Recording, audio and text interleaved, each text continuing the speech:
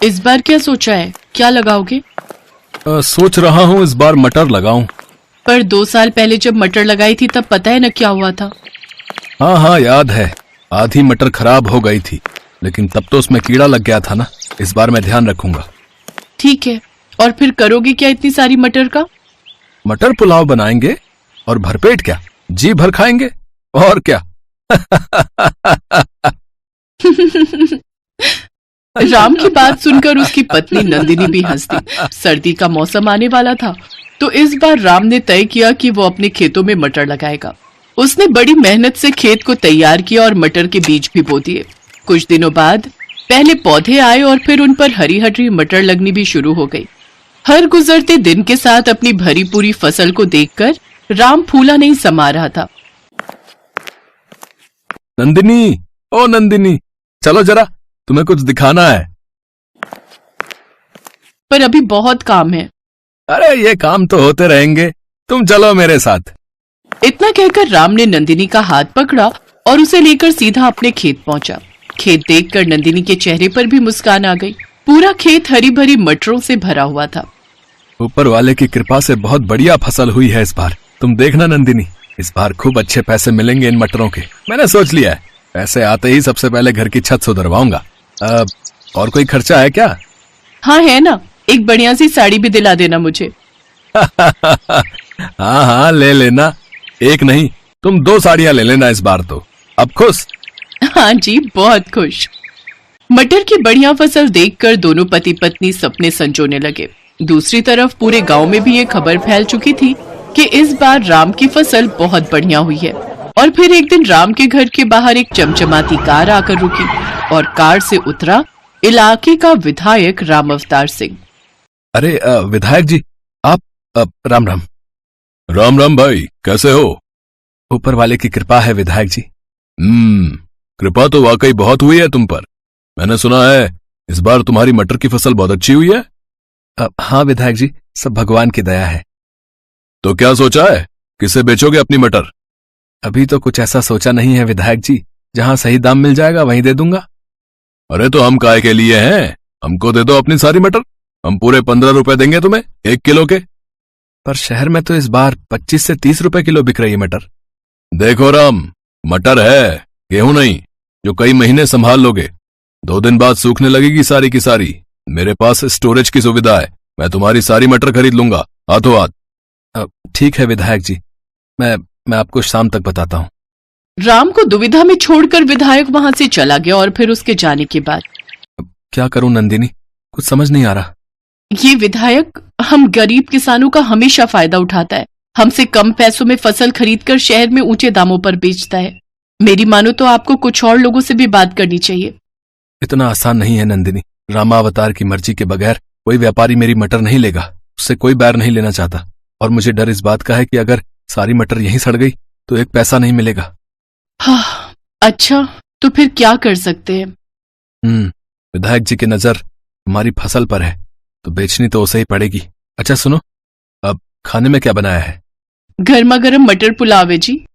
अरे वाह, तो जल्दी से ले आओ फिर, बड़ी भूख लगी है। पिछली बार राम ने अपने खेत में धान बोए थे और उस बार भी उसकी फसल अच्छी हुई थी, तो घर में चावलों की कमी नहीं थी। और जब इस बार मटर आई तो नंदिनी ने सबसे पहले मटर पुलाव बनाकर ही राम को खिलाया, क्योंकि मटर पुलाव राम को बेहद पसंद भी था। जब राम और नंदिनी खाना खा रहे थे तभी उन्हें बाहर से शोर सुनाई दिया। लोगों के चीखने चिल्लाने की आवाजें आ रही थी।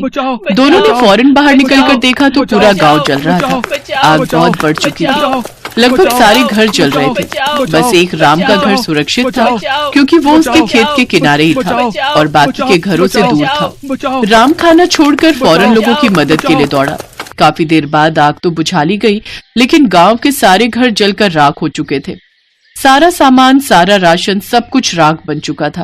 हिम्मत रखिए आप सब, हम सब मिलकर कुछ ना कुछ जरूर कर लेंगे। एक काम करते हैं, विधायक जी के पास चलते हैं, उनसे मदद मांगते हैं। हाँ हाँ ठीक कह रहे हो, चलो चलते हैं। पूरा गांव रामावतार विधायक के पास पहुंचा। गांव के लोगों ने विधायक से अपनी परेशानी बताई तो विधायक ने उन सबको दुत्कार दिया। चलो अब क्या बस यही काम रह गया है? लापरवाही करो तुम, आग लगाओ तुम, और भरपाई करूं मैं, मतलब कि सरकार। गांव के लोगों को विधायक पर गुस्सा आ रहा था, पर वो मजबूर थे। और मुंह लटकाकर वहां से जाने लगे। तभी विधायक ने राम को आवाज लगाई। अरे राम, यहाँ आओ, इनका चक्कर छोड़ो। तुम्हारी फसल तो ठीक है ना? हाँ जी, मेरी फसल तो बिल्कुल सुरक्षित है। हाँ तो एक काम करो, 16 रुपए ले लेना भाई, लेकिन अब जल्दी सौदा पक्का करो और सारी मटर यहाँ पहुँचाओ, समझे?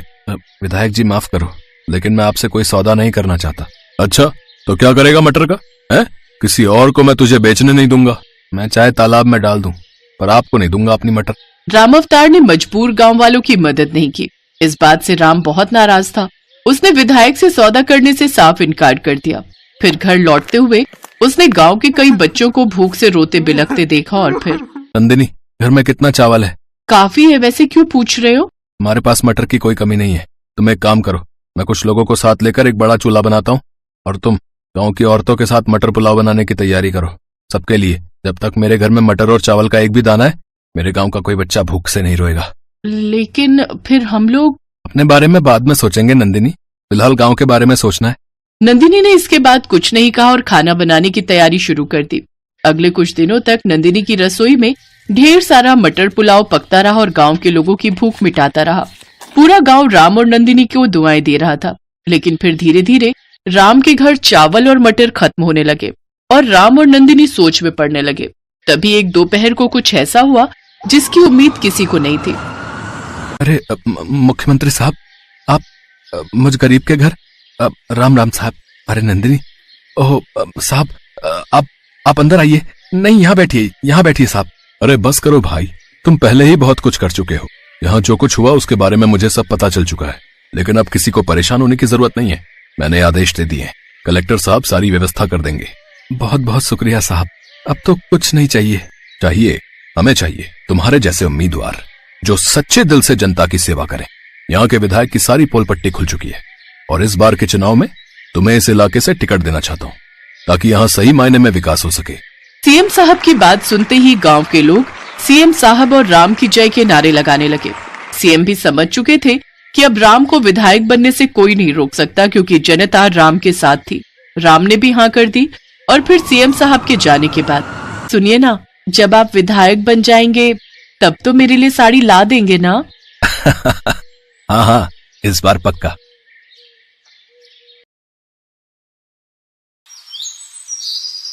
कड़ाके भरी ठंड में ब्रजेश जंगल में कांपते हुए लकड़ियां काट रहा था कि तभी तेज आंधी तूफान चलने लगा और एक बड़ा पेड़ ब्रजेश के ऊपर आ गिरा, जिसके नीचे दबकर ब्रजेश की रीढ़ की हड्डी टूट गई और उसकी मौत हो गई। अपने पीछे वो पत्नी सविता और 2 बेटियां मालिनी और सानवी को छोड़ गया। लेकिन कुछ दिन बाद ही ज्यादा चिंता करने के कारण सविता का ब्लड प्रेशर हाई हो गया, जिस कारण उसके सर की नस फट गई और उसकी भी मौत हो गई। मालिनी और सानवी पर तो जैसे दुखों का पहाड़ ही टूट पड़ा। वो दोनों बहनें अनाथ हो गई। सानवी ने अपनी बड़ी बहन मालिनी से कहा, दीदी अब हमारा क्या होगा? बिना माँ बाबा के हम कैसे रहेंगे? तू चिंता मत कर छोटी, मैं हूं ना, हम दोनों ही एक दूसरे का सहारा बनेंगे। ऐसे ही कुछ दिन बीत गए। बाहर ठंड पड़ती जा रही थी। वो दोनों बहनें अपनी झोपड़ी में बैठी रहती।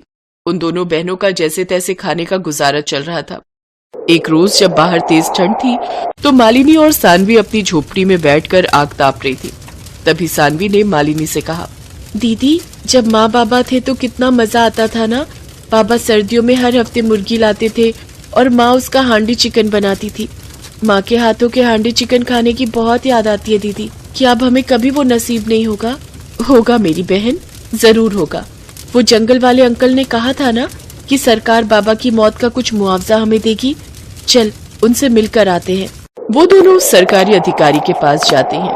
देखिए, सरकार का कहना है कि ब्रजेश की मौत प्राकृतिक वजह से हुई है, इसमें डिपार्टमेंट की कोई गलती नहीं, इसलिए उन्होंने तो मुआवजा देने से इनकार कर दिया है।